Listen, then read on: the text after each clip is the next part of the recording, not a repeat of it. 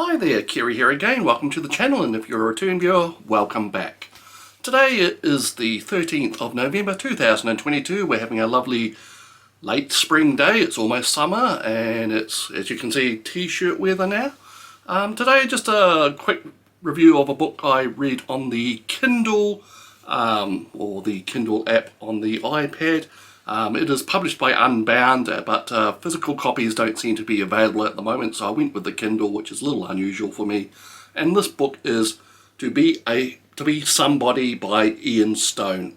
Now, Ian Stone is a UK-based stand-up comedian who's turned a little to writing in recent years, and he had this book crowdfunded recently, and now it is available for anyone to read. Now what it's about is about his youth in his early teens in the late 1970s and early 1980s. Now he lived in London. He is of Jewish heritage and he went to a strict Jewish school, but he seemed to disengage from his lessons and just let them ride at the school, and he got into all sorts of trouble. His family was quite neglectful as well. His father was basically worked at the post office, but basically came home and did nothing around the home and expected everyone to wait on him. His mother was stressed out and basically ignored him most of the time. Now, the big thing in his life became the band The Jam, as fronted by Paul Weller.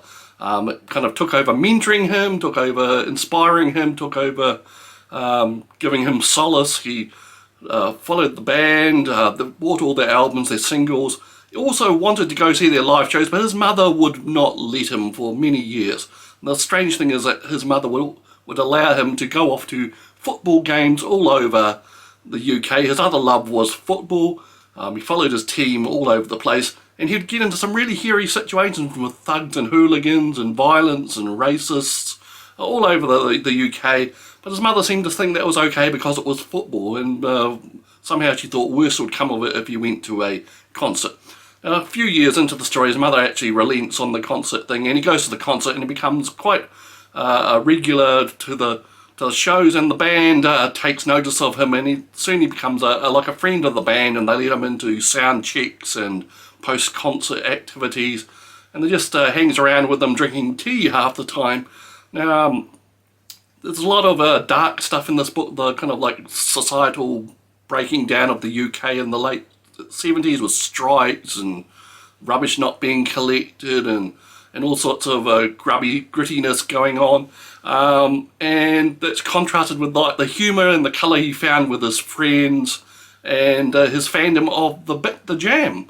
So, and a lot of the dark stuff in the book is actually contrasted with humour. He's a very funny chap, tells a lot of gags, and a recurring thing is his nose. Now, because of his Jewish heritage, of course, he has a large nose, and this becomes like an obsession with him as a young man. He thinks people are always judging him because of his nose, and of course people do make snide comments about his nose, and his nose becomes like another main character of the book. He's never a paragraph away from being worried about his nose or somebody saying something nasty about his nose and what have you.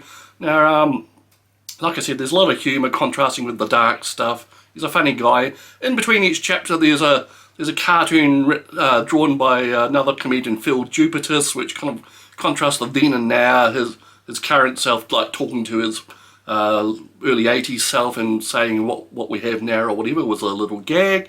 And also in between chapters there are like little breakout bits where he contrasts something like what we have now or what we didn't have back in the 70s. Examples like the internet or television or stuff like that. It's just a little paragraph contrasting things and how people coped with the more limited lifestyle back in those days. Now, anyway, it's a good read. I got through it in a couple of sessions. It wasn't really a demanding read. The prose is very straightforward. The book is very straightforward. There's nothing twisty timeline going on. It's his life from the late 70s to when about the Jam broke up in I think the early 80s, 1982 or something. We find out a little bit about what's happened to him since then, but the book really focuses on those few years between like 1977 to 1982. And it's really interesting. He's really good at evoking a certain time and place. Like I said, the humour kind of takes the edge off a bit. So that is To Be Someone, sorry, I keep mixing it up with that Cracker story. To Be Someone by Ian Stone, published by Unbound Books, available now on Kindle. Hopefully the hardcover or whatever the physical book will come back into stock soon. But until then, if you're interested at all, you can get it on Amazon as a Kindle. Alright, so thank you for giving this video a go, and we'll see you next time.